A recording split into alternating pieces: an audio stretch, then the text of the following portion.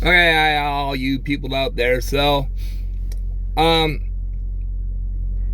in your mind, in your heart, you understand that people in the military are mostly like other people out here in the civilian world. Um, but the thing is that you meet all kinds of people in the military are that are not stereotypically the type of people that you think will be in the military. I'll give you some examples. Um, had a buddy of mine, we'll call him Farrell, and we'll say that his daughter's name was Josie, and she was 4 years old. And I stayed overnight at Farrell's house, and on the weekends because we played Dungeons and Dragons. So the first time that I did that, I got up in the morning, got myself a cup of coffee, sat down, and his 4-year-old daughter climbed up in my lap, which is fine. And she was sitting there watching TV, and she reached over, grabbed my coffee cup, and was trying to take a drink of my coffee, and I told her, no, whoa, you can't have that, because I'd always grown up believing children don't drink coffee. It might stunt your growth. I don't know if that's an old wives' tale or not, which is unusual that I would know because I'm not an old wife. Anyway, old but not a wife. Anyway, I said, hey, Farrell, I said, can she have coffee? He said, oh, yeah, sure, she can have coffee, no problem. If she wants it, she can have it. I drink my coffee black. I don't even take sugar in it, you know. And this little girl, I said, go ahead. So she reached over and she just started drinking the coffee. I'm like, okay, you know.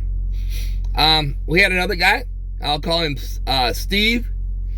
And I'm not sure what his issue was, but he would show up for formation every morning, not wearing his dog tags and without his ID card. I could not figure this guy out. Could not figure him. I mean, it's simple. When you're in the military, you get dressed in the morning for duty, right? You have your uniform on, your undershirt, your underwear, your outer shirt, your pants, your socks, your shoes, your ID card, and your dog tags. They should be part of your soul that you carry with you when you're in a uniform. But the guy would forget them every single day. And I would ask him, well, what'd you forget him for?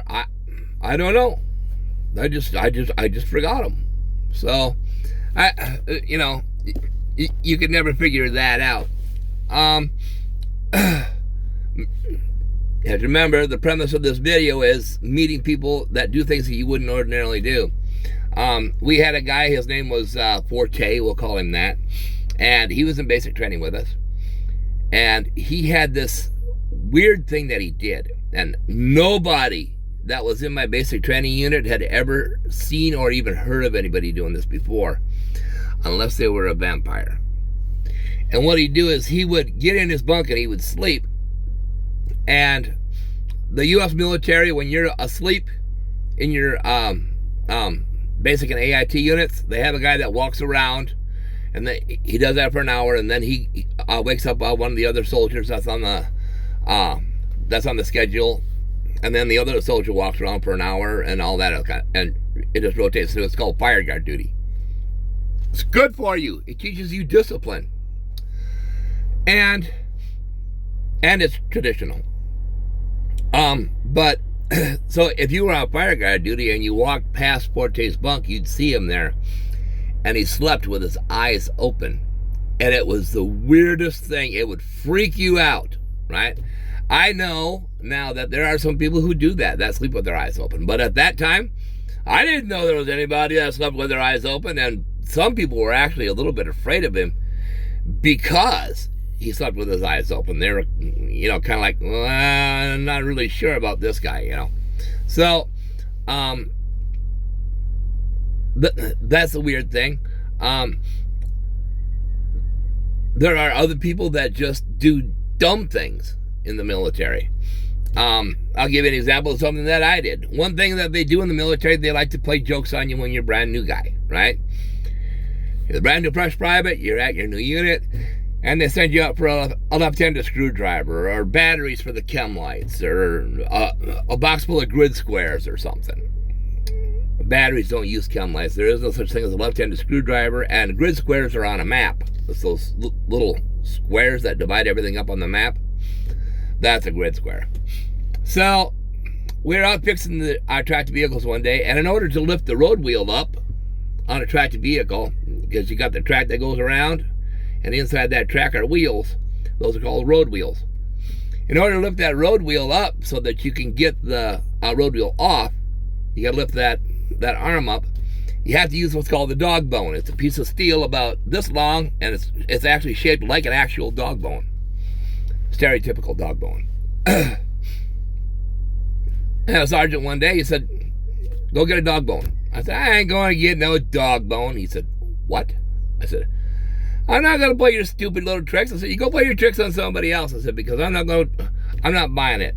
I said, there's no such thing as a dog bone. Go get the dog bone. I said, I'm not going to get a dog bone. I'm not going to go to mechanics and go, do you have a dog bone? It looks stupid. He said, come with me. So I followed him over there. We got over to where the mechanics were at, and he said, I need to sign out a dog bone. Sure enough, they went ahead and they handed him a dog bone, and he signed it out. Showed it to me. He said, this is a dog bone. He said, the only reason that I'm not going to go ahead and give you an Article 15, Article 15 is punishment. The only reason I'm not going to do that, he said, is because you're right. He said, it does sound like a trick. He said, but from now on, he said, if a sergeant tells you to go do something, he said, then you just go ahead and do it and be assured it's not a trick. Okay? So there are lots of different people that you're going to meet when you're in the military. Some of them may be stranger than others that you're used to. Some of them may have different customs and different beliefs and stuff. All you have to do is just fall in line with it and go, cool, dude. That's all you got to do. And you will get along with other people in the military if you do that. That's all.